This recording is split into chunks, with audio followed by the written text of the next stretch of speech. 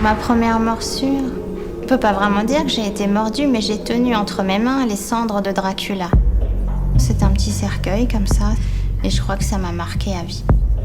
Ce qui est un peu une arme pour moi, c'est de me dire ça n'existe pas, si vous voulez, c'est une espèce d'autodéfense.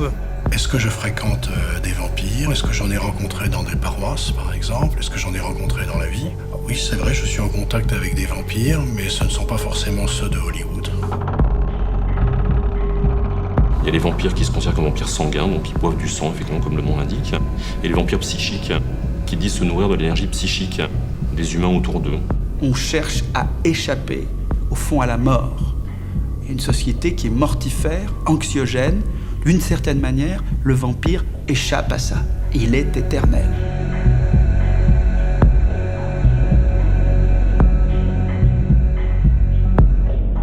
Une sorte de monstre, une sorte d'entité maléfique.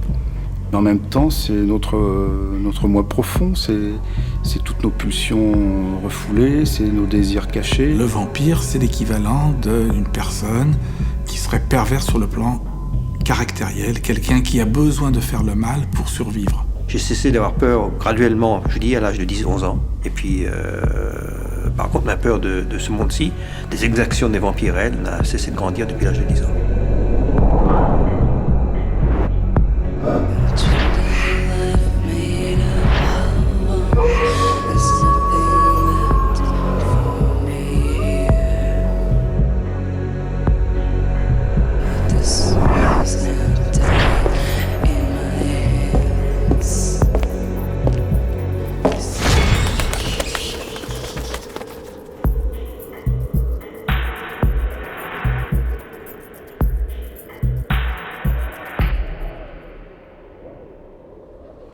Les vampires existent-ils vraiment?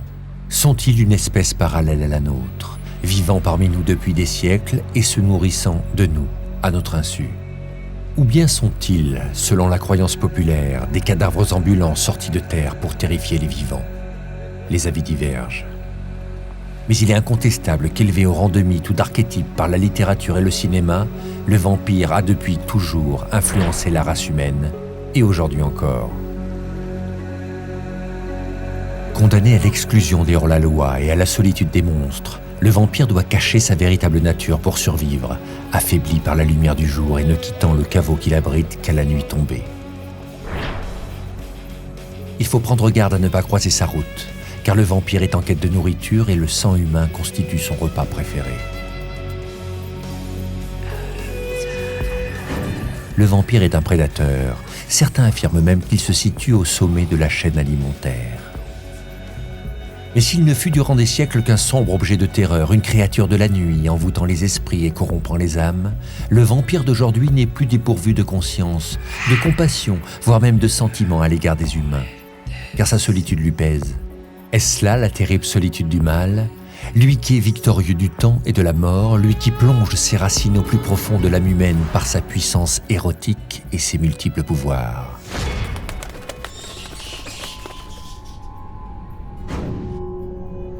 Oui, c'est bien ce vampire-là qui s'interroge, et nous interroge, aujourd'hui, sur ses origines et sur sa condition.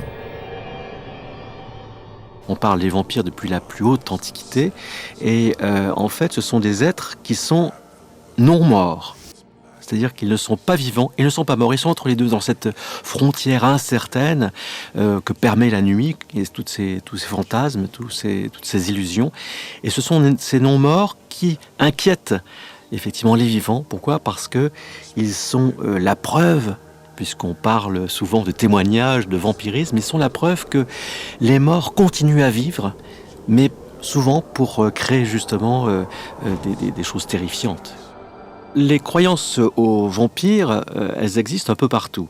C'est vrai qu'on trouve des croyances très anciennes dans la Grèce antique ou même à Rome. Mais en fait, c'est surtout dans l'Europe centrale, autour de pays comme la Roumanie, comme la Hongrie, qui ont donné lieu plus tard, évidemment, au mythe du vampire de Dracula. Mais c'est là que l'on trouve les croyances populaires les plus ancrées, justement, dans cette existence du vampire. On voit des époques où la peur où l'obsession du vampire est là, certaines régions aussi, et puis des époques où on n'en parle plus du tout. C'est comme s'il disparaissait, mais il ne disparaît pas, il dort. Le vampire dort de son sommeil éternel dans son cercueil au fond d'une cave ou au fond d'une crypte, et parfois il se réveille. Quand il se réveille, il revient parmi les vivants, et on le reconnaît par le fait que justement il ne s'intègre pas. Pourquoi ? Parce qu'il a peut-être cette mémoire des temps très anciens, il a cette obsession de lui-même qu'il ne peut pas se donner à l'autre. Il prend, le vampire c'est celui qui prend, celui qui suce le sang et la vigueur de l'autre, il ne donne rien. Je crois que c'est comme ça qu'on peut définir le vampire, c'est celui qui prend et qui ne donne pas. Ne donnant pas, il ne donne rien de lui, même pas sa vie, même pas sa mort. Et donc il reste là en sommeil, tapis. Et de temps en temps il apparaît, il disparaît, il revient. On parle du vampire, on parle aussi de la vampire. Elle est aussi présente, la vampire femme.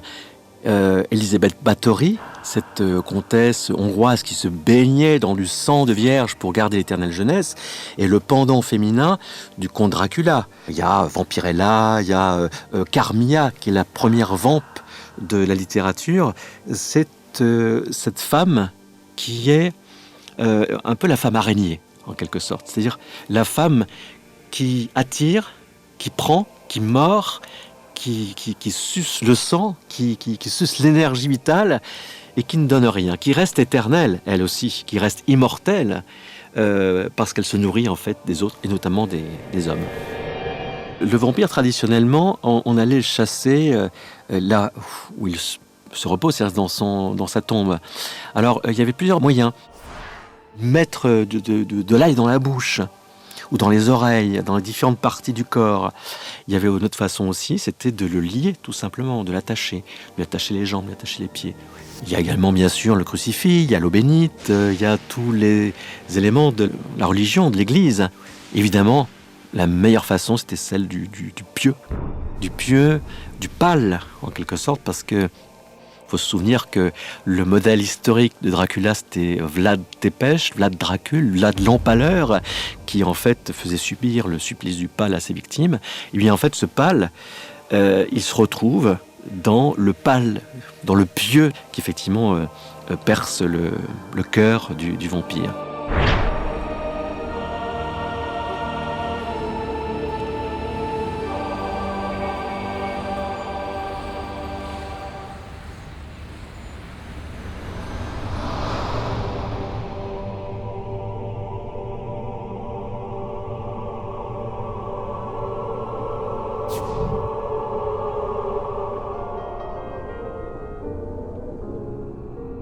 Il faut remonter aux origines même de l'homme pour rencontrer cette fascination à la fois pour la mort et pour le sang.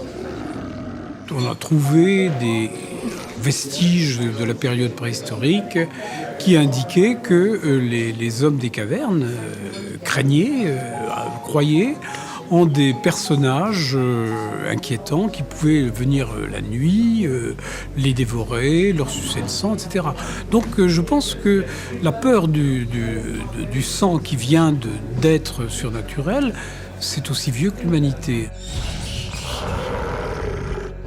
Le christianisme a donné une dimension particulière à ce thème, puisque après tout, le Christ nous demande de consommer son sang, et que dans le sang, donc, il y a un principe vital.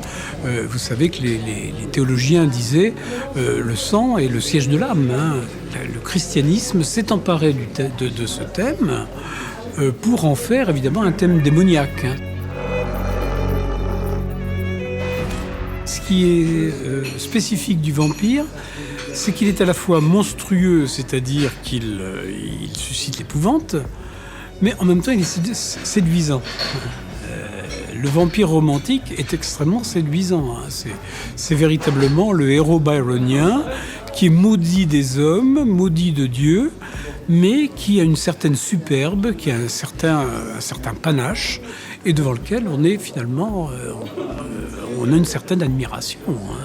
C'est bien que tous les vampires de cette époque, jusqu'à Bram Stoker, sont des êtres extrêmement séduisants. Et il est facile, évidemment, de succomber à leur charme.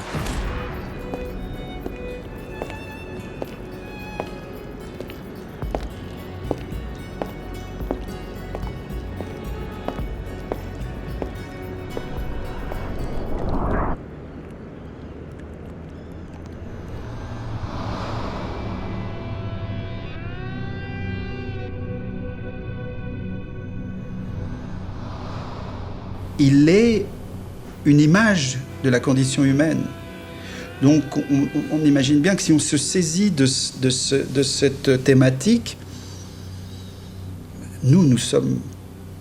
Quelque chose qu'on apprend très vite quand on est un petit homme, c'est qu'on est mortel. C'est l'idée de la mort. Et c'est une idée inacceptable. Alors le vampire, ça peut être à la fois quelqu'un qui est condamné à errer.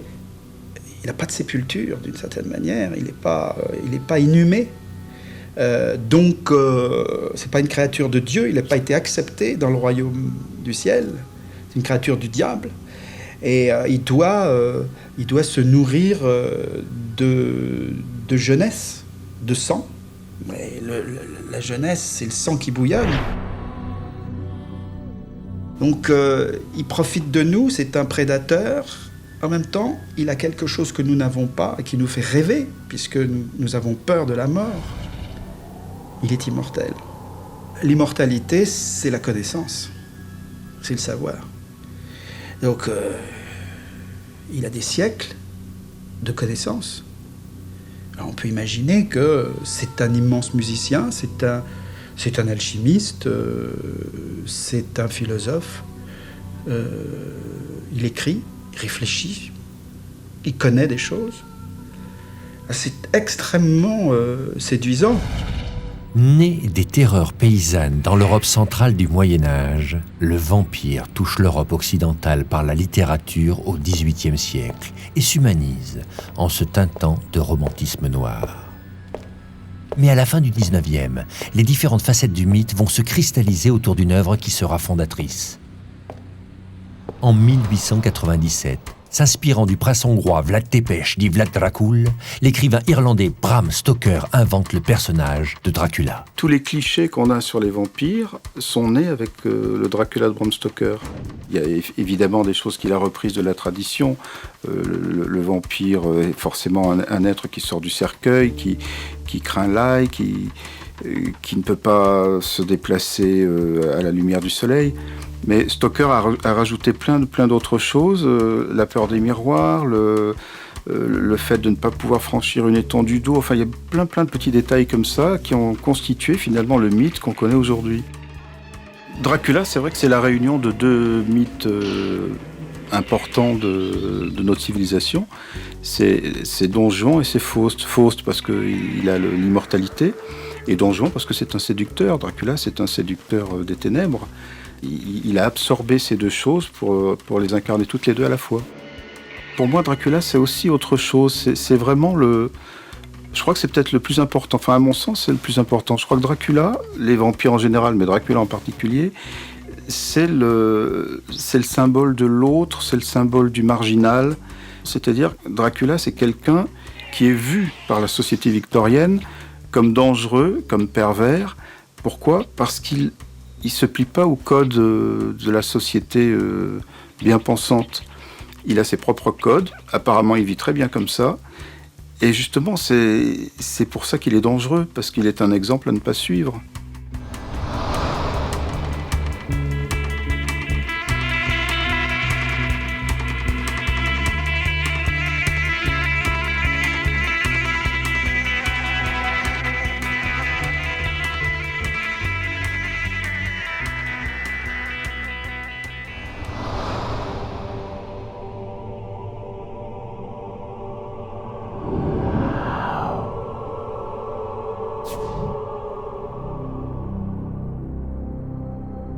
Le vampire, c'est forcément un être hors norme.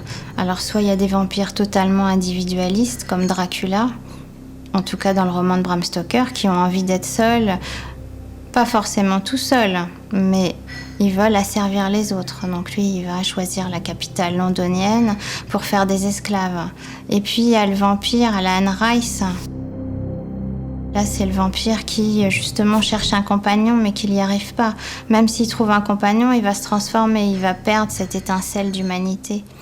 Et puis, il y a un des romans qui a été aussi déclencheur dans ma recherche, c'est « Je suis une légende » de Richard Matheson, où on voit toute l'espèce humaine qui mute, qui devient des vampires, à l'exception d'un seul. C'est celui qui reste un humain et c'est lui qui devient un monstre. Et donc, ça nous montre quand même que le vampire Les écrivains ont voulu aussi traiter de la tolérance à travers lui. C'est ça qui m'a intéressée. Le vampire, il attire forcément parce que déjà, il est immortel. En plus, beaucoup de vampires, aussi bien en littérature qu'en cinéma, restent éternellement beaux, jeunes, ou en tout cas peuvent le redevenir. Donc on a tous peur de la mort. Et puis, il y a cette dimension qui est donnée au cinéma, et puis avec les vampires d'Anne Rice, ou en littérature de Fred Saberhagen, qui reprend Dracula, mais de son point de vue, où on montre que le vampire peut sublimer l'amour, que l'amour va devenir plus fort que la mort. Ça peut être une fusion dans l'éternité. Le vampire représente toujours nos angoisses, selon les époques. Alors, c'est vrai que quand c'est Bram Stoker qui écrit, on lui présente une croix, il s'enfuit, on l'asperge d'eau bénite, il brûle. Mais de nos jours, finalement, un prêtre lui fera beaucoup moins peur qu'un psychanalyste, qui risque de briser en lui sa carapace de monstre, et donc de devenir humain. Ça évolue avec notre époque. Le vampire aussi, il s'adapte. Qu'en est-il alors du vampire moderne ? Les codes du roi des vampires mis en place par Bram Stoker au XIXe siècle trouvent-ils toujours un écho aujourd'hui ? Si le vampire s'adapte à notre société moderne, doit-il aspirer l'âme plutôt que le sang ? Et devenir un vampire bien réel, cette fois porteur de l'innommable, des pulsions incontrôlables ou de la violence sociale ? Le vampire, en général, n'a pas une tête de vampire. D'ailleurs, dans le livre, le comte Dracula est une personne très respectable. On l'appelle Monsieur le Comte. Certes, il est un peu étrange, mais c'est quelqu'un qui ne fait absolument pas peur. Quand le jeune, Jonathan Harker se présente au château de Dracula, il part pas en poussant des cris. Au contraire, il est accueilli merveilleusement bien. Entrée, il dit « Ah, quel merveilleux spectacle, quel accueil, quelle belle table ». Donc le vampire, c'est quelqu'un qui n'a pas une tête de vampire. Si on prend une métaphore, le grand harceleur dans un bureau, ou même un grand dictateur n'a pas une tête de vampire. Il a fallu qu'il se fasse élire, ou en tout cas accepté par une partie de la population. Alors ça, c'est la première chose. La deuxième chose, c'est la séduction qu'ils exercent. Si vous prenez, je ne sais pas, un des plus grands vampires qu'on puisse imaginer, Adolf Hitler, il faut voir comment il a pu séduire le peuple allemand et le placer sous son entière domination, le fasciner. Le but du vampire, c'est de petit à petit d'anéantir l'autre en tant que personne et d'en faire sa propre chose, en utilisant tout un tas de techniques. Les techniques sont toujours les mêmes.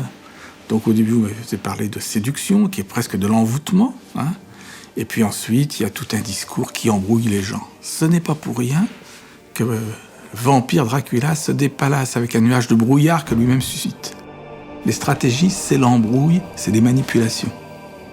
Ou cette phrase merveilleuse qu'utilise le vampire domestique en disant « Ma chérie, tu es libre, tu peux faire tout ce que tu veux, mais tu n'as pas le droit de sortir, tu n'as pas le droit de t'habiller comme ça, tu n'as plus le droit de travailler, tu n'as plus le droit, mais tu es entièrement libre, et d'ailleurs, je t'aime. »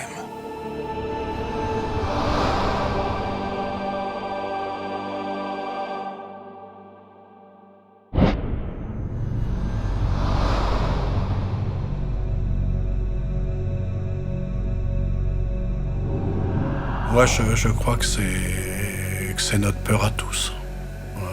Sommes-nous sûrs d'être vraiment vivants ?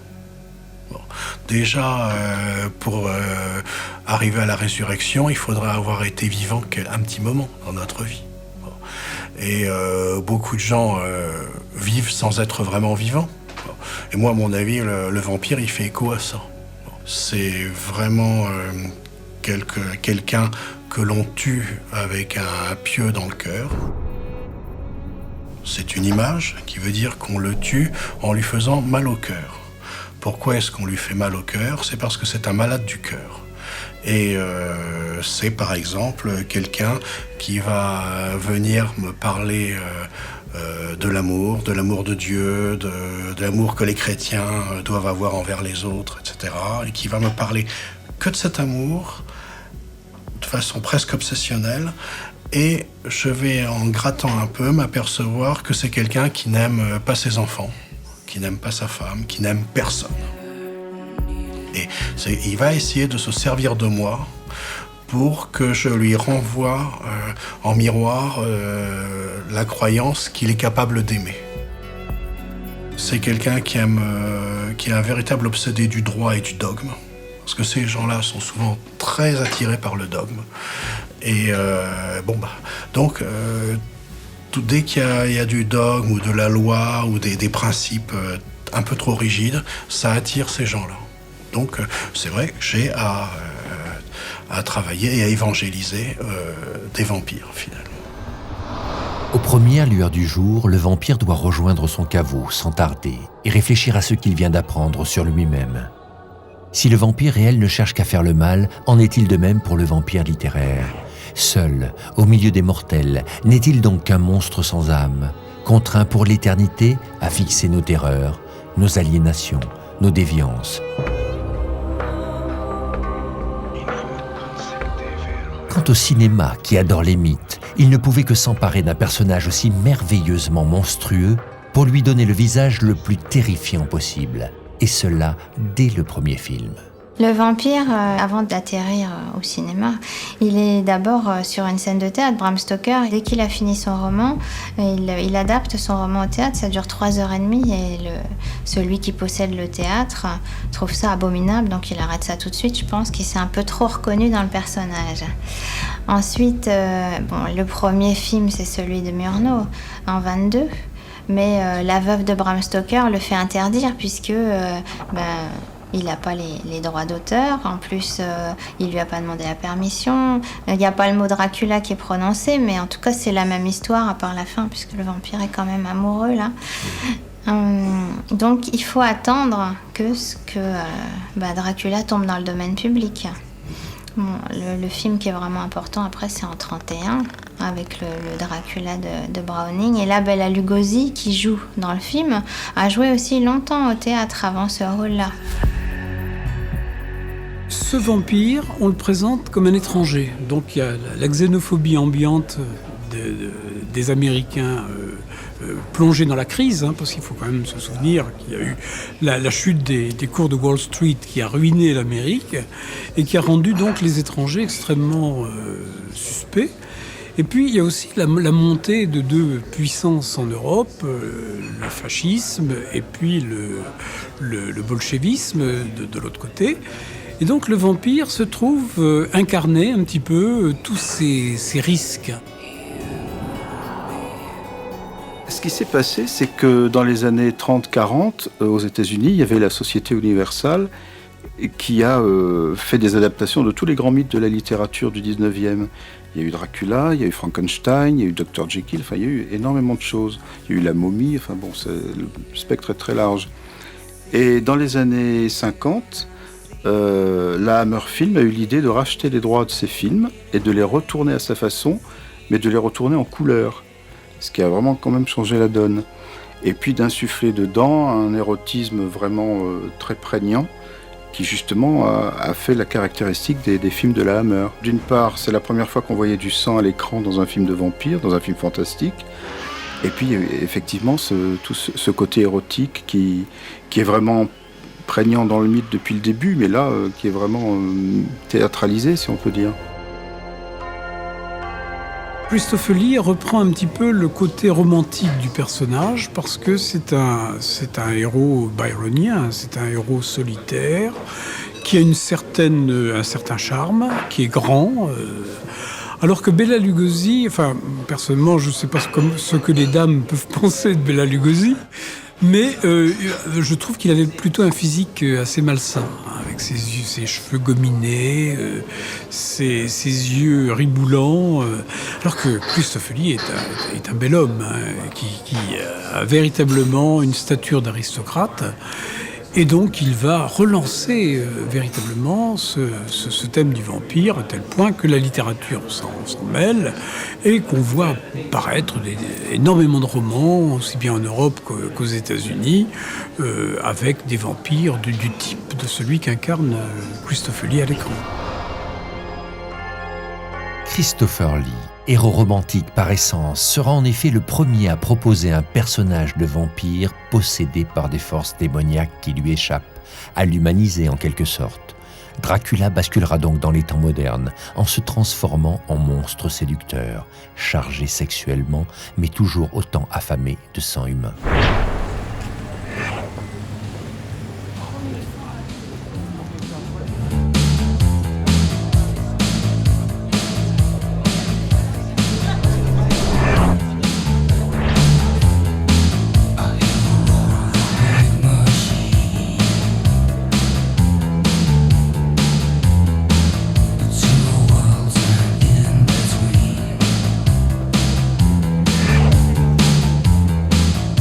Le vampire, son arme, c'est cette séduction, cette fascination qu'il exerce. En fait, il n'a rien besoin de faire. En réalité, on va vers lui. C'est ça qui est très troublant. D'ailleurs, dans ce mythe du vampire, c'est que le vampire, en fait, il génère un désir. On va vers lui parce qu'il est étrange. Et en fait, après, il prend. Il prend, il ne donne rien en échange. Et c'est le principe de la séduction, en quelque sorte. C'est-à-dire, c'est un prédateur. C'est un prédateur qui avale ses victimes et qui ne laisse rien d'elles. Et les victimes elles-mêmes, et c'est comme ça que s'établit la filière vampirique, deviennent également des vampires. Pour survivre, elles sont obligées d'aller chercher ailleurs cette vitalité qui leur a été volée. Et c'est ainsi que s'établit, à travers les siècles, dit-on, une filière vampirique qui se fait par la morsure, qui se fait par la substance vitale ou par le sang, et qui est sans fin. Lorsque la littérature et le cinéma ont profondément modifié par rapport au mythe traditionnel du vampire, c'est que dans les légendes d'Europe centrale, le vampire s'attaque à tout être humain, qu'il soit vieux, jeune, quel que soit son sexe. Alors que dans la littérature, pendant très longtemps, le vampire ne s'attaquait exclusivement qu'à des êtres, à des personnages du sexe opposé. Autrement dit, il y a eu un isomorphisme qui s'est créé entre l'acte vampirique, c'est-à-dire le fait de mordre à la jugulaire, et l'acte amoureux, voire l'acte sexuel. Et c'est pourquoi, peu à peu, le cinéma s'est emparé évidemment de cela, et que la morsure a un côté éminemment sensuel.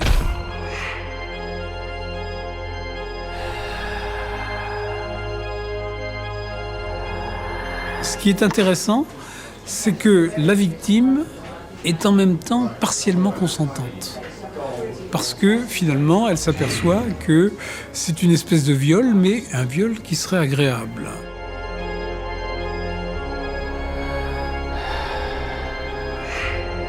Il y a un côté sexuel très prononcé et il y a cette espèce d'osmose qui se fait entre les deux partenaires qui n'est plus véritablement un viol puisque la victime finalement est consentante.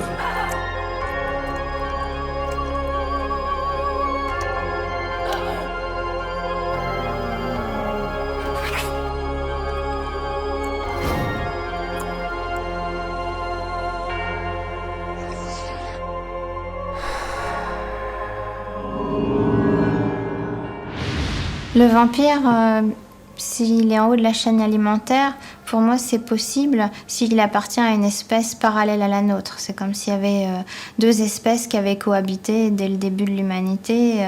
Mais ça peut pas être possible s'il a été un humain avant. C'est là où c'est un vrai monstre. S'il meurt et puis qui se met à dévorer ceux qui ont été sa famille, ses amis, ses proches ou même pas ses proches, ça devient un tueur en série. Si on lit un vampire ordinaire de Suzy Mackie-Charnas, là on voit que il est en haut de la chaîne alimentaire. En plus apparemment il est le seul de son espèce, il n'en connaît pas d'autres. Donc il peut hiberner pour essayer d'oublier les humains qu'il voit, sinon il met son statut de prédateur en péril. Il est sans arrêt en péril. S'il laisse les autres l'approcher, comment il pourra les manger? Il n'est pas non plus dénué d'émotions, insensible. Si un lion se mettait à aimer les biches, comment il pourrait les dévorer? Depuis quelques années, on traite un peu le vampirisme par rapport aux grands sujets de société. Il y a eu quelque chose d'effroyable qui a bouleversé tout le monde depuis 20 ans, c'est le sida. Et c'est pas par hasard si les prédateurs sont une sorte d'allégorie du sujet. Et le Dracula de Coppola, c'était très clair. D'ailleurs, je crois qu'il a fait une partie de son slogan publicitaire là-dessus. Donc, ça prouve une fois de plus que c'est un mythe universel qui touche tout le monde et qui avance avec l'évolution de la société en fonction des problèmes qui se posent. David Bowie, il incarne ce vampire moderne qui donc est habillé tout en noir, il y a le rock et puis le côté dandy qui s'entremêlent. Donc des personnages qui sont des marginaux, qui peuvent vivre dans notre société. Je pense qu'ils devront changer souvent de mœurs quand même. Lui, il a le problème de ne pas être immortel. Je trouve que c'est un des plus beaux films de vampires qu'on ait jamais fait, et à la fois sur le fond et à la fois sur la forme, parce que c'est un film esthétique abouti à tous les points. C'est un chef-d'œuvre pour moi. Le Coppola, aussi, malgré ses détracteurs, est un grand film. Il y a quelques outrances dans le film que j'aime pas. Par exemple, le maquillage de Gary Oldman au début me paraît ridicule. Il n'y avait pas besoin de ça. Mais c'est quand même un grand film. C'est une œuvre d'art parfaite. Dans le film de Coppola, par exemple, vous verrez que, si je me souviens bien, sa femme s'est suicidée après une manœuvre de vampire, une fausse nouvelle. Et lui, fou de douleur, il va abjurer sa religion, faire une sorte de pacte avec le diable, et son but, ça va être de retrouver son amour qui est Mina. Donc le livre est assez fidèle par l'atmosphère et des tas de choses, mais sur le fond, il est en contradiction complète avec le vrai vampire. Et c'est ça qui fascine. Et dans tous les films, on a tellement de mal avec le mal absolu que, par exemple, quand on en fait un vrai méchant, il a une tête de méchant. C'est le vampire de Murnau. Mais un vampire qui aurait la tête de celui de Murnau ne pourrait pas faire grand mal. Parce que quand vous le verriez, vous prendriez vos jambes à votre cou et puis il vous attraperait jamais. Il y a le film Entretien avec un vampire. Forcément, celui-là, il a marqué toute la génération des cinéastes qui ont continué, soit en s'en démarquant après, totalement. Donc là, avec un retour à la violence, au vampire qui est un monstre. Même les chasseurs de vampires deviennent des monstres dans les films plus récents. Soit c'est le personnage de Louis qui va se confier aux humains, qui va vouloir parler de ses problèmes existentiels. Puis il a osé parler de lui, d'essayer de faire une recherche, de savoir qui il est, qui sont les premiers vampires, est-ce qu'il y en a d'autres de par le monde, c'est une véritable quête. Ce sont des confessions et le vampire nous parle.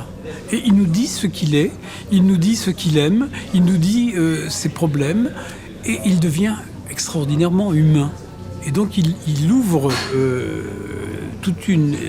il inaugure toute une génération de vampires qui sont véritablement très proches de nous et auxquels, et ça c'est une chose nouvelle, on peut totalement s'identifier.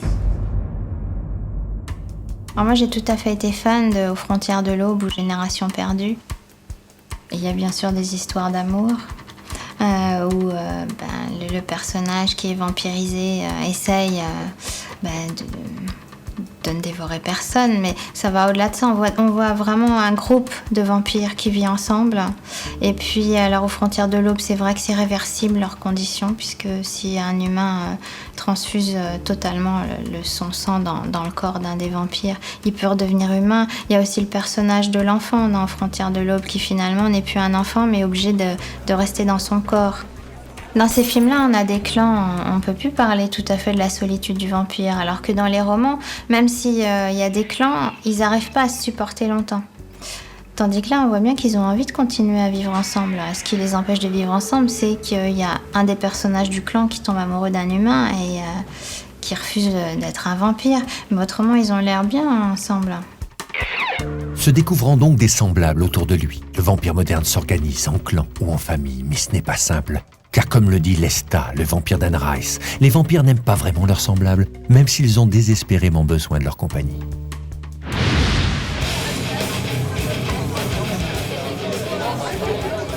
Déchirés par des problèmes psychologiques, tout en conservant de nombreux pouvoirs extrasensoriels, ils ont acquis une véritable sensibilité, et notamment à l'égard des humains.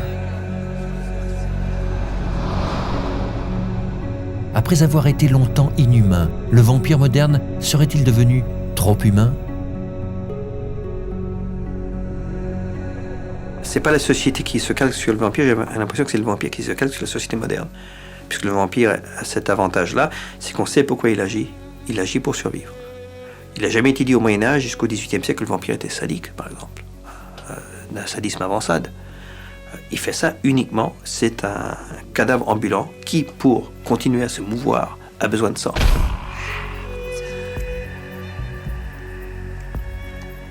Maintenant, on ajoute ce qu'on appelle insult to injury, on ajoute l'insulte à la blessure, c'est qu'on prend son pied presque en mordant quelqu'un. Et là, je pense que c'est le côté humain qui prévaut, c'est la méchanceté humaine qui se calque sur la méchanceté toute relative des vampires d'antan. Ce qui veut dire que les humains, en quelque sorte, sont plus méchants que les vampires. Ce que je reproche aussi à Anne Rice. Le vampire, il prend le sang parce qu'il veut se nourrir. Pourquoi ajouter la blessure? Donc, à partir des films d'Anne Rice, le vampire ne se contente plus de mordre, il arrache la gorge des victimes. Clairement pour que les vampires ne reviennent pas, et clairement pour les faire souffrir. Ça, je trouve ça un peu malsain. Mais ça, c'est la nouvelle mode aussi, les nouveaux codes, je dirais, dans le film de vampires d'aujourd'hui.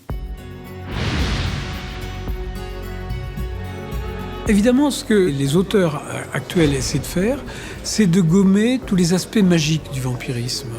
C'est-à-dire que les vampires n'ont plus peur de l'ail, ce qui était un peu ridicule. Ils ne craignent plus nécessairement les crucifix. Le contact d'une hostie consacrée ne les brûle plus. Le seul tabou qui subsiste, enfin le seul interdit qui subsiste pour eux, la seule impossibilité, c'est de paraître au soleil. Le soleil les carbonise instantanément.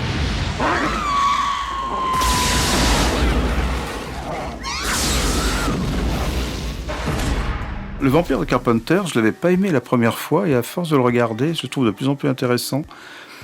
Je trouve que finalement, c'est une version moderne des premiers Dracula de Terence Fisher.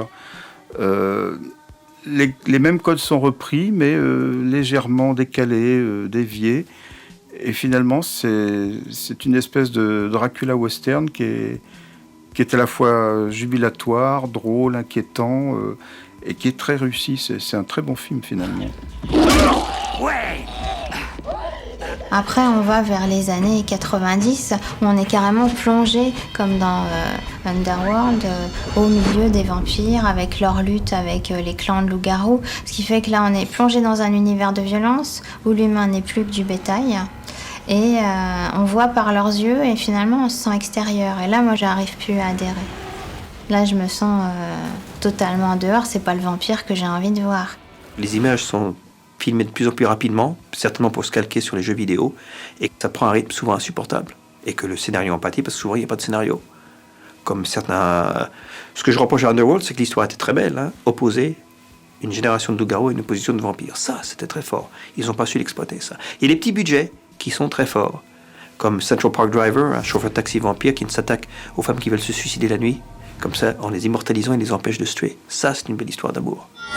Comme Blade, qui est un film aussi intéressant. Alors, mais là aussi, on va plus vers ce qui est actuel. Soit on est dans l'excès, la violence, soit ce sont des personnages, des super-héros de comics qui sont mis en scène. Et finalement, les cinéastes qui traitent de ces thèmes-là, ils aiment avant tout la bande dessinée, je pense. Même si Blade, ce que j'aime bien, c'est que c'est un humain qui n'est jamais mort. Donc c'est possible d'avoir un vampire qui n'est pas mort. Et on pourrait dire le mot bacille vampirique, comme dans Je suis une légende. Ce qui l'a contaminé, en tout cas, c'est répandu dans son ADN. Et il est obligé de vivre avec ça. Les chauves-souris qu'on voit dans Van Helsing, on les voit pendant un quart d'heure au moins. Je veux dire, ça coûte cher, donc il faut les montrer. Je ne sais pas si c'est ça qui dépanne le succès d'un film, mais le film en perd son âme. Et c'est vrai que la Hammer Film avait basé ses films sur l'âme, sur l'histoire, sur le scénario, sur l'ambiance.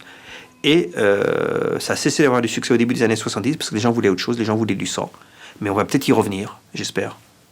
À une forme de cinéma plus romantique, en somme.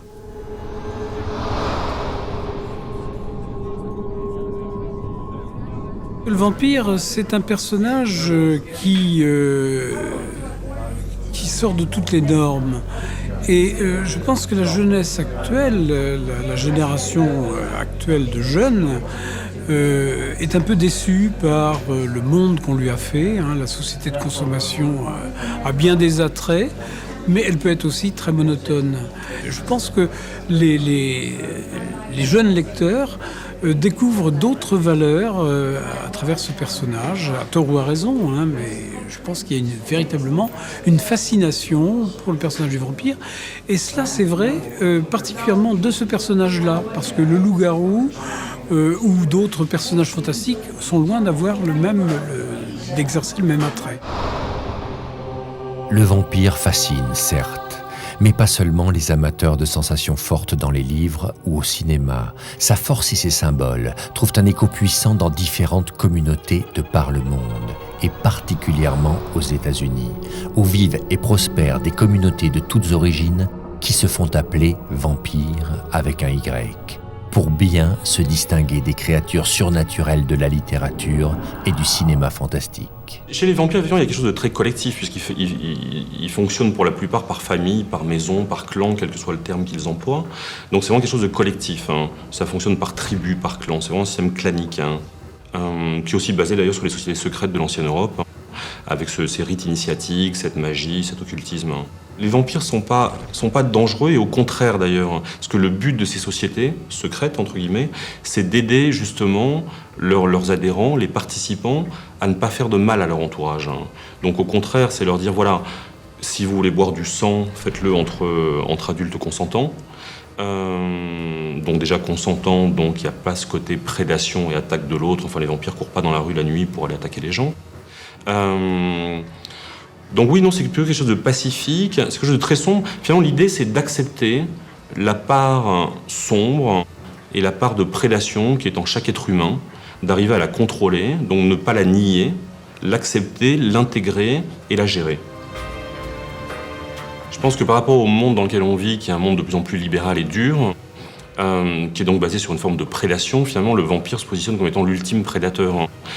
Le vampire est au sommet de la chaîne alimentaire, comme les vampires avec un Y le disent eux-mêmes, nous sommes au sommet de la chaîne alimentaire, donc il se nourrit des humains, ce qui est finalement une sorte de réponse au code de la société actuelle, au fonctionnement de la société actuelle. Et puis dans le vampire, évidemment, il y a Eros et Thanatos, donc l'amour et la mort, ce qui fait que c'est une espèce de prédateur ultime. Ça joue sur le côté sexuel, sur le côté consommation de l'autre, consommation de l'humain. Donc le vampire, finalement, est une créature qui est assez parfaite. C'est une espèce d'ultime prédateur, comme le monstre d'Alien peut être l'ultime prédateur dans l'espace. Le vampire est assez parfait par rapport à aujourd'hui. Et au travers de ce personnage fantastique, c'est aussi une manière de s'échapper de la dureté du quotidien, de la dureté du monde dans lequel on vit. Ce qui donne une pirouette assez amusante d'ailleurs, parce que dans une société comme la société américaine, où finalement les structures sociales sont en pleine déliquescence, finalement la réponse aux jeunes en difficulté vient de structures aussi ahurissantes que les familles de vampires. Quelque part, c'est l'acceptation de l'autre, c'est le fait que l'autre accepte qu'on soit différent et qu'on réagisse peut-être pas forcément de la même façon, qu'on ait justement son mode de vie à soi et qu'on se moule pas comme tout le monde dans le même moule. C'est vraiment une vision philosophique en fait, c'est une façon d'être qui n'est pas celle de tout le monde. Et je crois d'ailleurs que ça explique le succès du mythe, notamment chez les gothiques. Il y a eu les punks, il y a eu les new wave, et c'était pas du tout comparable. Eux, ce qui les intéressait, c'était la musique, point barre. Alors que les gothiques, c'est des gens qui sont très cultivés, qui sont passionnés justement par la littérature du 19e siècle. Donc c'est vraiment un courant fort, c'est pas anecdotique en fait. Je ne confonds pas les gothiques avec les vampires. Bon, il y a une petite catégorie de gothiques qui se réclament du vampirisme, mais c'est plus par romantisme noir que par vrai vampirisme. Et moi, je trouve que justement les goths sont un mouvement qui protège des vampires qu'il y a dans la société, tout autour de nous. Depuis l'ouverture du musée, je lutte toujours contre les mères de famille qui veulent réserver le musée pour le goûter des enfants de moins de 10 ans le mercredi après-midi. Parce que pour eux, c'est uniquement ludique, c'est drôle. Les vampires, ça n'existe pas, donc on ne voit pas pourquoi ce serait intéressant d'en parler. Alors quand je dis aux parents, venez vous-même, ils disent non, je reviendrai quand mon fils aura 12 ans. Ils ne comprennent pas l'intérêt métaphorique. Bon, il faut un minimum d'imagination, c'est ce que je demande aux gens. Ils aiment lire, ils aiment se raconter des histoires, ils aiment les histoires. Tout le monde n'a pas de l'imagination, c'est un musée participatif. Ce que je dis correspond à l'imaginaire des gens. C'est souvent très mal perçu d'aimer les vampires, le vampirisme, parce que les gens oublient que derrière, il y a tout un background, si on veut, de littérature, de cinéma, de littérature, de culture. Pour les gens du commun, quand on s'intéresse à ça, c'est que soit qu'on est un peu fêlé, soit qu'on appartient à une secte. Enfin, ça peut pas être quelque chose de normal, ça peut pas être vu comme quelque chose de normal, de naturel. Il y a des étudiants qui viennent pour leurs études, pour faire des mémoires ou des thèses sur les vampires. Il y a des gens qui viennent par romantisme, il y a des gens qui croient aux vampires, il y a des gens qui aimeraient y croire. Il y a des gens qui viennent par curiosité littéraire, historique. Il y a des gens qui viennent comme exutoire. J'ai beaucoup d'infirmières qui viennent. Infirmières, c'est un métier dur, qui côtoient la mort, et qui ont l'impression peut-être que s'ils croyaient qu'il puisse y avoir un au-delà, qu'on puisse revenir, c'est pas par la formée. Les légendes leur paraissent beaucoup plus immédiates d'accès que les religions. Et beaucoup plus poétiques peut-être. Donc les gens viennent quelquefois pour se libérer, pour se ressourcer, pour avoir de l'espoir. J'ai été étonné au départ de ça, et puis généralement, parce que je leur donne, les histoires que je leur raconte, ça correspond à ça, et ça les aide quelque part. Même les enfants, c'est pas de la psychanalyse, c'est juste en utilisant les légendes elles-mêmes. Il y a un exutoire, il y a une thérapie par les légendes. Si on demande aux plus jeunes pourquoi vous aimez les vampires, ils vont vous répondre parce qu'on aime avoir peur. Mais au-delà de ça, s'ils aiment Buffy contre les vampires, ils aiment pas seulement avoir peur, sinon ils laisseraient pas le vampire Angel ou Spike rentrer chez eux tous les samedis soirs quand ils le regardaient. Non, c'est parce que justement il se bat contre sa condition, donc à la fois il est immortel, beau, jeune, très intelligent, mais en même temps il doit dépasser sa condition. Et ça intéresse les plus jeunes ou les plus âgés aussi d'ailleurs. Regardez ces femmes contemporaines, ces hommes contemporains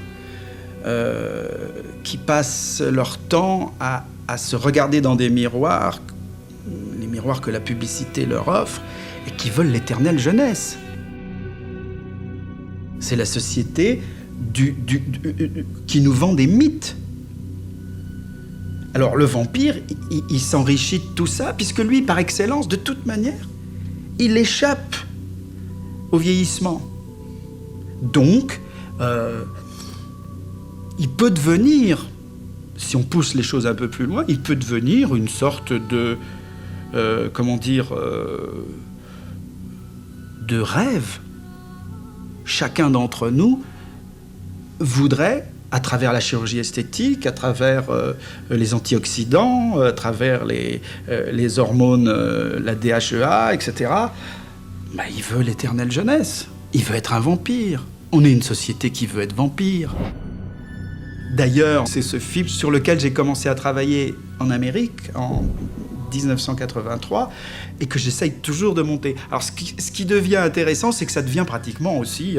je suis rentré moi-même dans le mythe, c'est-à-dire que mon projet reste jeune, riche de potentiel, et je vois vieillir la société autour de moi, et des gens que j'ai voulu caster dans des rôles de jeunes pourraient aujourd'hui jouer des rôles de vieux. Alors, je suis moi-même rentré un peu dans le mythe du vampire, et je deviens moi-même une sorte de vampire. D'ailleurs, j'habite au-dessus d'un cimetière. Le cimetière restera le lieu d'accueil privilégié du vampire, sa condition de non-mort le portant naturellement à se réfugier ici. Le vampire avait décidé de laisser vivre cette jeune mortelle au sang bouillonnant. Il lui avait proposé de la transformer pour la rendre immortelle afin d'en faire sa compagne pour l'éternité. Elle avait accepté, un rêve pour lui qui ne rêve jamais. Mais avant de rejoindre son cercueil, il aura eu le temps d'entrevoir les peurs profondes et les terreurs intimes des humains.